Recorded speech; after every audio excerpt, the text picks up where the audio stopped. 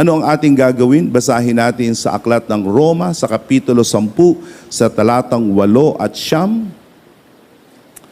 Sapagkat ganito ang sinasabi sa talatang 9, basahin natin.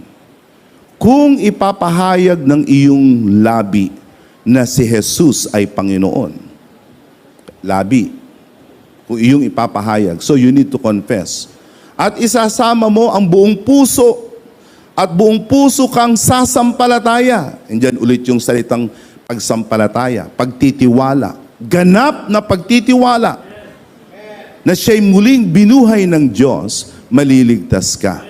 Kaya si Jesus, nagkatawang tao, namatay, hindi na natiling patay, kundi siya'y nabuhay na muli. Anong sabi? Maliligtas ka.